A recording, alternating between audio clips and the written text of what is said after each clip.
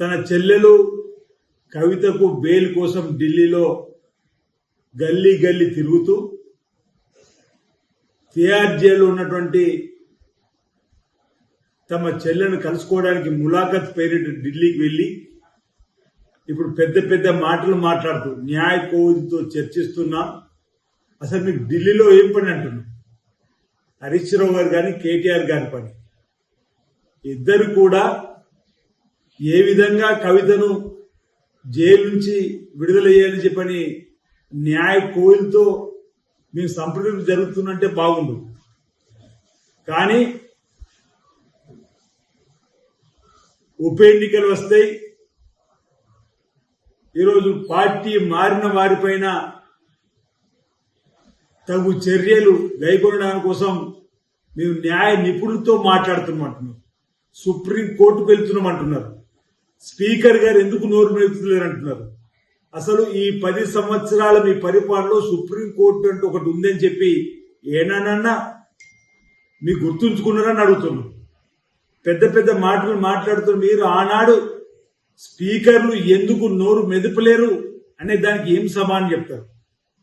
మీరు అధికారులు ఉన్నప్పుడు 10 సంవత్సరాల్లో సుమారు 60 మంది పైచీలకు చట్టసభ సభ్యులు ఉన్నటువంటి ఎమ్మెల్యేలను ఎమ్మెల్సీలను చేర్చుకొని రాజ్యాంగాన్ని అపస్యం పాల్చేసినప్పుడు ఎందుకు ఈ న్యాయ కోవిధులు ఎందుకు ఈ సుప్రీంకోర్టు గుర్తుకు రాలేదని చెప్పని సందర్భంగా ఈరోజు 10 ఏళ్ల పాటు పనిచేసిన స్పీకర్లు మాట్లాడరు.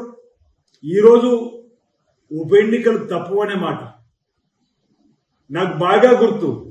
వేములవాడ నుంచి మీరు ఒక ఎన్ఆర్ఐకి టికెట్ ఇచ్చి రాజ్యాంగాన్ని ఉల్లంఘించి అసలు భారతదేశ పౌరుడే కానటువంటి వ్యక్తికి ఈరోజు మీరు అసెంబ్లీ టికెట్ ఇచ్చి అధర్మంగా వేములవాడ నుంచి ఎమ్మెల్యేగా మీ పరపతితో గెలిపించుకున్నటువంటి మీరా ఈరోజు మాట్లాడేది కోట్ల గురించి అడుగుతున్నా.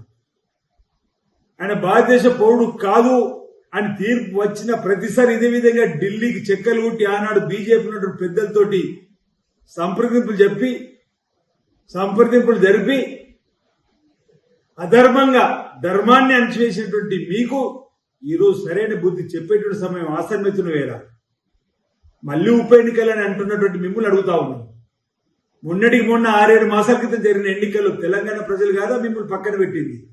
తెలంగాణ ప్రజలు కాదా మిమ్మల్ని దూరం పెట్టి మీకు ఇక చాలు మీకు ఈ పదవి అధికారం అహంకారంతో రాష్ట్రాన్ని అప్పులో కుప్పగా మార్చని చెప్పని మిమ్మల్ని ప్రతిపక్షానికి పరిమితం చేయలేదా? అంతేందుకు 2 మాసాల క్రితం నెల 15 రోజుల క్రితం జరిగినటువంటి ఉప ఎన్నికల్లో తెలంగాణలో జీరోకే మీ బీఆర్ఎస్ పార్టీకి పరిమితం చేసినటువంటి పరిస్థితిని మర్చిపోయారంటున్నా. ఇంకా ఉప ఎన్నికలు అంటారు. ఉప ఎన్నికలలో ఏం సాధిస్తారు మీరు అంటారు? ఉప ఎన్నికలు వచ్చినా కాంగ్రెస్ పార్టీ అభ్యర్థి కంటోన్మెంట్ లో గెలిచిండు. ఆ విషయం కూడా మర్చిపోయారని అడుగుతున్నా. ప్రజల తీర్పు కంటోన్మెంట్ ఉప ఎన్నికల్లో కాంగ్రెస్ పార్టీ అభ్యర్థి గణేష్ గారిని గెలిపించారు. ప్రజలు తెలంగాణలో రేవంత్ రెడ్డి గారి సర్కార్ చేస్తున్న అభివృద్ధి కార్యక్రమాలకు ఆకర్షిలే ముందుకు పోతుంటే ఈ ఢిల్లీలో మీ హడావుడ్ ఏంటనే మాట ప్రజలందరూ కూడా చర్చించుకున్న సంగతి. పార్టీ నుండి మారితే పదవి పోతుందనేటువంటి భయం కలిగించడానికి కోసం మీ దగ్గర ఉన్న ఎమ్మెల్యే కోసం చేసేటువంటి నాటకం తప్ప మరొకటి కాదు. అసలు ఢిల్లీలో మీ వెంట ఉన్న ఎమ్మెల్యేలు ఎంతమంది మీ వెంట ఉంటారో ఒకసారి చూసుకోవాల్సిందిగా, అసలు మీతో ఢిల్లీకి వచ్చిన ఎమ్మెల్యే మీతో ఉంటారో లేదో ఒకసారి గమనించమని సందర్భం కోరుతూ, కేటీఆర్ గారు హరీష్ రావు గారు ఎన్ని ప్రయత్నం చేసినా బీఆర్ఎస్ ఎమ్మెల్యేకి మీతో ఉండరు. అసెంబ్లీ నడిచిన 3 సమావేశాల్లో మీ ప్రతిపక్ష నాయకుడు ప్రజల పక్షాన్ని నిలబడి పోరాటం చేయడానికి ముందుకు రాక మనోధైర్యం కోల్పోయి ఫామ్ హౌస్ గా పరిమితమైన వేళ ఇక మేము బీఆర్ఎస్ ఉంటే ప్రజా జీవితంలో ప్రజాసేవ చేసే అవకాశం రాదనుకున్న రోజు రేవంత్ రెడ్డి గారి సర్కార్ కాంగ్రెస్ పార్టీ చేపడుతున్నటువంటి సంక్షేమ కార్యక్రమాలకు మెచ్చి రోజు కాంగ్రెస్ పార్టీకి వస్తున్నటువంటి వారిపైన ఈరోజు మీరు మాట్లాడిన మాటలను ఒకసారి ప్రజలందరూ కూడా గమనిస్తున్న చెప్పనమాట ఈ సందర్భంగా మేము మనవి చేస్తా ఉన్నాం.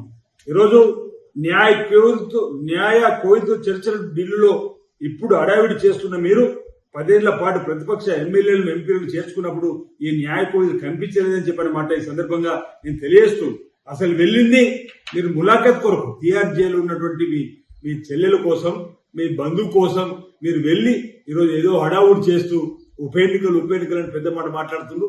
మొన్నటి ఎన్నికల్లో బీఆర్ఎస్ పార్టీ పక్కన పెట్టినట్టే రాబో రోజులు ఏ ఎన్నిక వచ్చినా జిల్లా పరిషత్, మండల పరిషత్, సర్పంచ్ ఎన్నికలు, సింగల్ ఎన్నికలు వచ్చినా ఈరోజు మీకు తగిన రీతిలో ప్రజలు సమాధానం చెప్తారు. ఓవైపు కాంగ్రెస్ పార్టీ రైతు రుణమాఫీ చేసి 6 గ్యారెంటీలు 5 అమలు చేసుకుంటూ ముందుకు పోతున్న తరంలో ప్రజలందరూ కూడా ఈ ప్రభుత్వం రావాలని కోరుతున్న సందర్భంలో ప్రజలలో కాంగ్రెస్ పార్టీకి వెళ్తున్నటువంటి ప్రజాదరణ చూసి ఓర్వలేకనే ఈ విధమైన మాట తప్ప మరొకటి కాదన్నమాట ఈ సందర్భం చెప్తూ మరో మాట 6 మాసాల్లో అనర్హత పైన అనర్హత పిటిషన్ పైన చర్యలు తీసుకోవడం మేము కోరుతామంటున్నారు. 2009లో వేములలో శాసనసభ్యుడు గెలిచిన వ్యక్తి జర్మనీ పౌరుడు. అట్లంటే 6 మాసాలు ఎన్ని 6 మాసాలు పోయింది అంటున్నా. ఢిల్లీలో భారతదేశ పౌరసత్వం హోంశాఖ ద్వారా రద్దయ్యే ప్రతి సమయంలో మీ అపాయింట్మెంట్లు ఢిల్లీలో ముఖ్య నాయకులకు ముఖ్యమంత్రి గారు, కేటీఆర్ గారు, హరీష్ రావు గారు పెట్టుకొని ఆనాడు భారతదేశ పౌరసత్వం రద్దు కాకుండా పైరవి చేసినటువంటి మీరు ఈ రోజు నైతిక హక్కు గురించి మాట్లాడేటువంటి అసలు ఆలోచనే మీ తప్పని మాట చెప్తున్నారు. అసలు నైతిక విలువలకు తిరోధకాలకు ఇచ్చింది మీ హయాంలో అనే మాట ఈ సందర్భంగా తెలియజేస్తూ ఢిల్లీలో చక్కర్లు కొట్టుకోండి మీ కుటుంబ సభ్యుల కోసం, మీ కుటుంబ సభ్యులకు బెయిల్ కోసం పర్వాలేదు, కానీ పెద్ద పెద్ద మాటలతోటి ఈ రోజు మళ్ళీ సుప్రీంకోర్టు తలుపు తడదామని న్యాయకులతో చర్చలంటూ హడావుడి చేయడం అనేది సహేతుకం కాదు. ప్రజలందరినీ వీటిని గమనిస్తుందని చెప్పి తెలియజేస్తాం. అసలైన తొలి వెలుగు. ఫాలో వాట్సాప్ @తొలి వెలుగు అఫీషియల్.